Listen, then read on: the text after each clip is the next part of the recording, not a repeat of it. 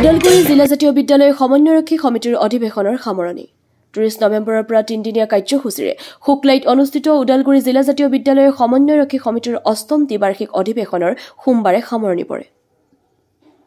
আজি সোমবাৰে নন্দেশ্বৰ ঠাকুৰীৰ সভাপতিত্বত অনুষ্ঠিত মুকলি সভাত ভাগ লৈ অসম জাতীয় বিদ্যালয়ৰ অধ্যক্ষ ঘনশ্যাম মেধিয়ে শিশুক মাতৃভাষা মাধ্যমত শিক্ষা গ্ৰহণত গুৰুত্ব আৰোপ কৰে। মাতৃভাষা মাধ্যমত শিক্ষা গ্ৰহণ কৰিলে শিশুৰ বৌদ্ধিক বিকাশ শক্তিশালী হয় বুলি মন্তব্য কৰে মেধিয়ে। সভাত বিধানসভাৰ অধ্যক্ষ বিশ্বজিৎ দৈমাৰী, অসম জাতীয় বিদ্যালয় শিক্ষা সংসদৰ কাৰ্যকৰী সভাপতি দিলীপ কুমাৰ দত্ত চৌধুৰীৰ সমন্বিতে ভালেকেইগৰাকী বিশিষ্ট ব্যক্তিয়ে অংশগ্ৰহণ কৰে। এই উপলক্ষে প্ৰকাশ কৰি উলিওৱা স্মৃতিগ্ৰন্থ উন্মোচন কৰে বিধানসভাৰ অধ্যক্ষগৰাকীয়ে। গাম্ভীৰ্যপূৰ্ণ অনুষ্ঠানত হাইস্কুল শিক্ষান্ত আৰু বৃত্তি পৰীক্ষাত কৃতিত্বৰে উত্তীৰ্ণ অৰ্ধশতাধিক ছাত্ৰ ছাত্ৰীক সম্বৰ্ধনা জ্ঞাপন কৰে সমন্বয়ৰক্ষী সমিতিয়ে। মিলেনিয়াম একাডেমীৰ আতিথ্যত অনুষ্ঠিত এই অধিৱেশনৰ উপলক্ষে ছাত্ৰ ছাত্ৰীসকলৰ মাজত বিভিন্ন খেল ধেমালি, সাহিত্য আৰু সাংস্কৃতিক প্ৰতিযোগিতাৰো আয়োজন কৰা হয়। খৈৰাবাৰীৰ পৰা ধীৰেন মহলীয়াৰ ৰিপৰ্ট AIN লাইভ।